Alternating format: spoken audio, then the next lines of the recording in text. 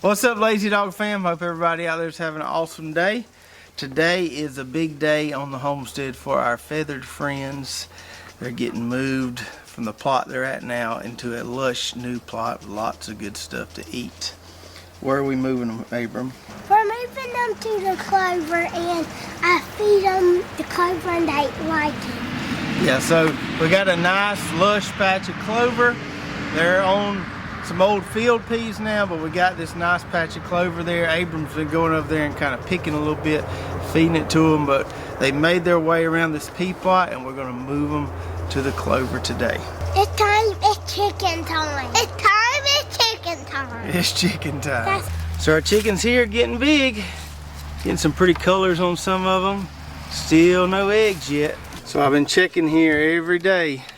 Not sure when it's going to happen. Been keeping some shavings in there in case they do decide to lay one. But nothing yet, but I think we should be getting close. So they've done a number on these iron clay peas here. Eating those up pretty daggum good. And got some nice fertilizer down there. We've just been moving this around till we kind of covered the whole plot.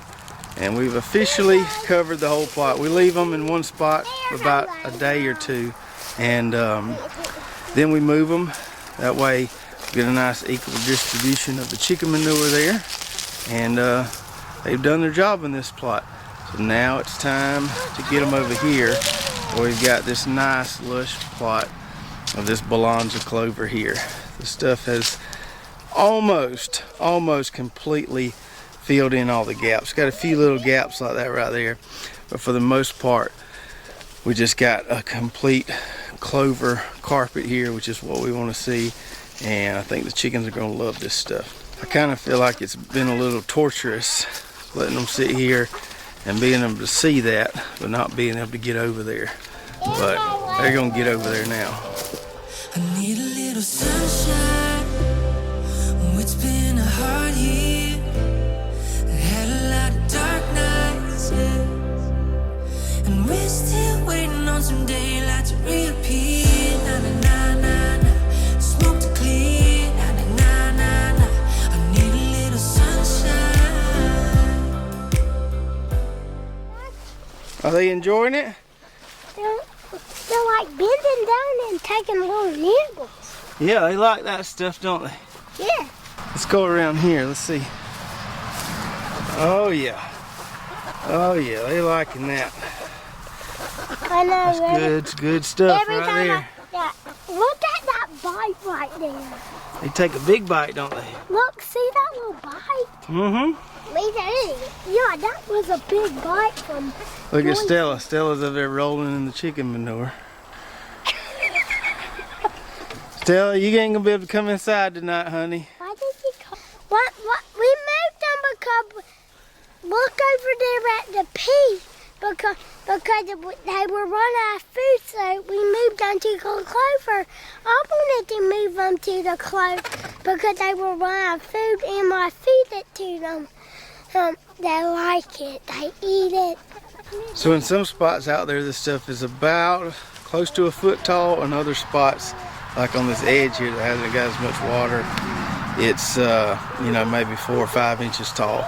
But from my experiences, this stuff here is pretty tolerant to grazing. It's pretty resilient, and we'll just have to see how long it takes them to kind of wear down an area like this. I'm thinking I'm just going to leave them here a day or two, just like we did the peas. We'll move them every day or every 2 days. That way we'll let the clover kind of recharge and regrow. And we got a lot for them here to eat. It'll probably, if I move them every day, it'll still probably take me at least a month to work them around this whole plot here. The one was crawling around, and Ruby was the first one to see it. And then Ruby just napped it into like white and red stuff. That was the blood coming all out of it. Ruby's got better eyes, you think, than the rest of the chickens? I think Ruby has a better bite. Has a better bite? She's better at getting worms? I think Ruby would be the best at killing that centipede. Oh, killing a centipede? The yellow one's in Ruby. Oh, okay.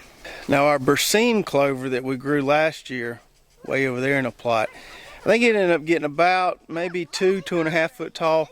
But we had a viewer tell me that this stuff right here can get on up to about 4 foot tall. Hopefully, or I'm thinking it really won't get that tall with this grazing plan here. We'll just have to see if the chickens can keep up with the growth. But hopefully we can get it, you know, keep it chewed down, keep it grazed a little bit. I'd like to keep it around 2 foot or less if we can. And in this plot behind me where the chickens were, where those peas were, we're gonna hopefully, in an upcoming video, maybe in the next week or two, get this turned around, get it mowed, tilled, and plant a cover crop with the bayou kale there. That will be for the chickens as well. So once we work over the clover good one time, we'll put them on this kale, and hopefully put them back on the clover, and just move them back and forth between these two plots. Dad, they're eating lots of it because they like clover. They're taking big nibbles. Eagle almost ate the whole corner of clover in the pen. Uh-oh. Do you think this means we won't have to give them as much chicken food since they got so much clover to eat? Yep, we won't, I think, yep. Because they like clover and I give it to them live and they eat it. So we'll save a little money on chicken food maybe? Yeah. Okay, you know what? Did you want to go that one just say the water clover, that really black one. That really black one? What's his name? Look what he does. Okay. Rio? Yeah. Hey, look out this corner one standing. That corner right there? Like, yeah, that corner. See how much? They done wore it out, ain't they? Hey, do you know who mostly did all that? Eagle. Eagle's the clover destroyer. Okay, so Mama's inside taking a nap. Do you want to go pick some flowers for Mama? Yeah. Yeah. All right. So we've got loads and loads of these giant marigolds here. And I don't think I'll be growing any regular marigolds from now on. I really like these. And I like the fact that the stems are long and we can use them for cut flowers like we're going to do today. So me and the boys are going to cut us a little bunch here, put in a mason jar to take inside. See right there? Where it's branching off where my finger is? Cut it right there. You gotta hold on to it with the other hand. Like that. Okay, put it in the jar. I just put it in the jar. That's a good one too. Okay, cut it right down here. Right down here? Yep. I got a great idea. You cut it and I get it and I put it in the jar. I think that's a great idea. Uh-oh, our surprise may be ruined. Look who just showed up. Oh, no. I'll run away. You think how my nose is or? No, I don't think she knows. Okay, cut that big one right there. It's still Hold it in one hand. Secret, guys. It's not ruined. It's still a secret. Okay, it's still a secret. I got two. It's still a secret. Dad, I got two. Okay, that's fine. Put them in the jar. Am I picking good ones? You are picking good ones. Let's find some more big ones. Okay. Okay. Can I? Well, that's a big one right there, buddy. I got the real big one. Look, I got one. Right here. No, not my finger. Right here? Yeah, right there. Look, I found a good one. Here you go, Tata. That's You got a good one? Okay, get that one, Tata. Wants right there. Right here. Cut it right there. There you go. Here you go, buddy. Thanks, God. Thank God. You think we got enough? We need to put more in there. 3 more? 3 more? Okay, let's go down here and find 3 more. I'll hold it. All right. Tata wants you to cut that one. See it? Cut it right there, buddy. Got it? It's not a present. It's not ruined. Here you go, Tata. Thanks. Oh, Mama's going to love those. Let me see them, Tata. Do you think Mama really knew who it was? I don't know. Maybe she don't know. We'll still try to surprise her, okay? Hello. Close your eyes. Close your eyes. And now open them. You ready for me to open them, Abram?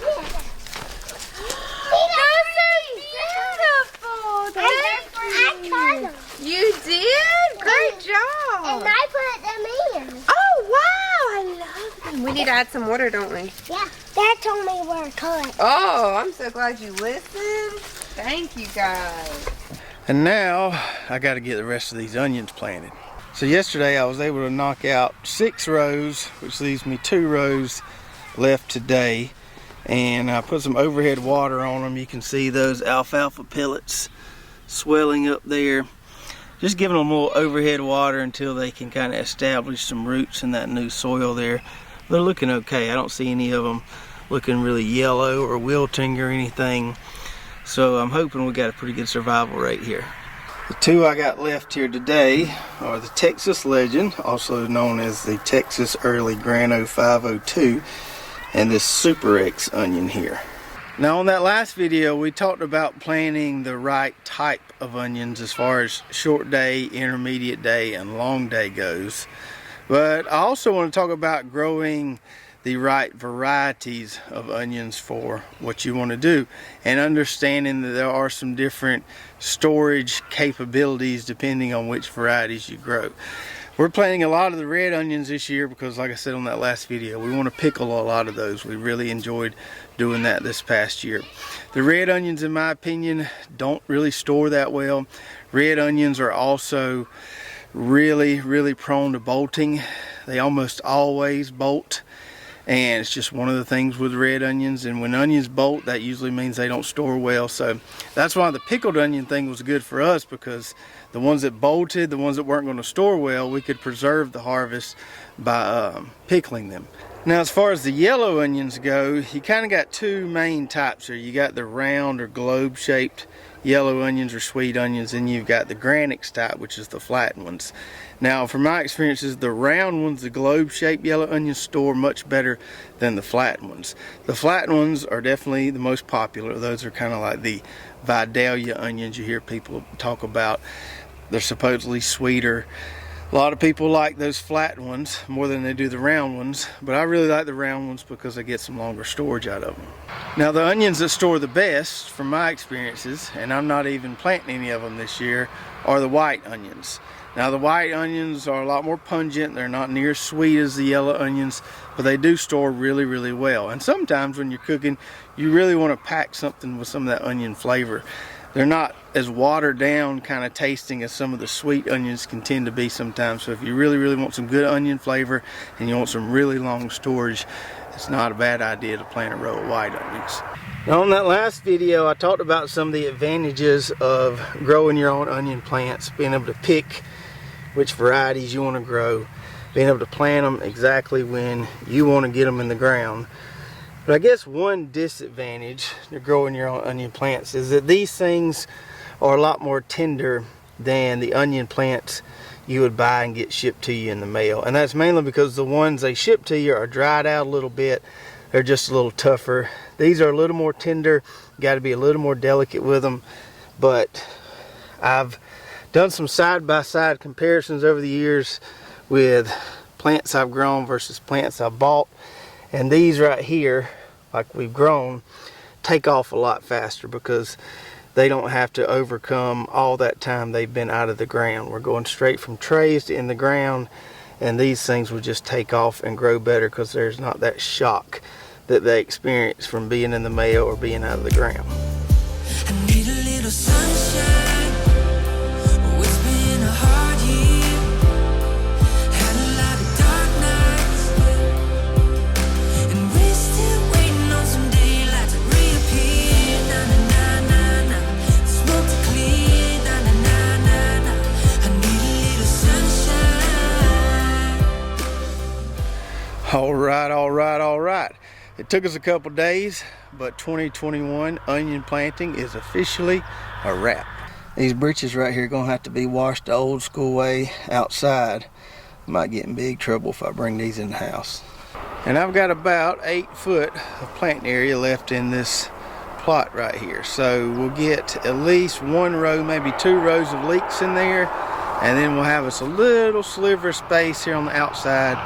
Now who knows if the transplants actually tell us anything about the final end harvest we're going to get here between all these varieties. But if I were to take a wild guess right now, just based on looking at the transplants, I would say that Timon variety is probably going to be my favorite. And the Texas Legend transplants look pretty good too. But those Timon transplants looked way better than the rest of them. Not that any of them look bad, but man, those transplants look really vigorous and really strong. So I got really high hopes for that Timon variety. We'll just have to see how it goes. I know what to expect from the Texas Legend. I think I know what to expect from the Sapelo Sweet, assuming that is the same thing as Savannah Sweet. But no idea what to expect from these other ones like the DP Sweet, the Super X, Timon, Chianti, Red Rock. We'll just have to see.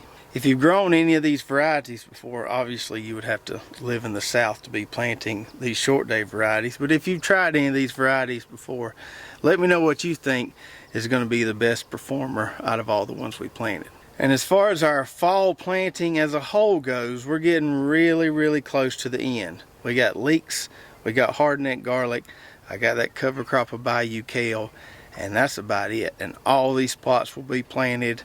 Even though the grass will be dead here in another month or so, we'll have lots of greenery going on in our garden plots. So I hope you enjoyed the video. If you haven't already, head on over to our website, lazydogfarm.com. You can find our garden blog there. Lots of good recipes, recommended products, and some cool Lazy Dog Farm merch. If you did enjoy the video, be sure to subscribe, hit that notification button, like and share, and we'll see you next time right here at Lazy Dog Farm. Oh, farewell. By the beauty of your life.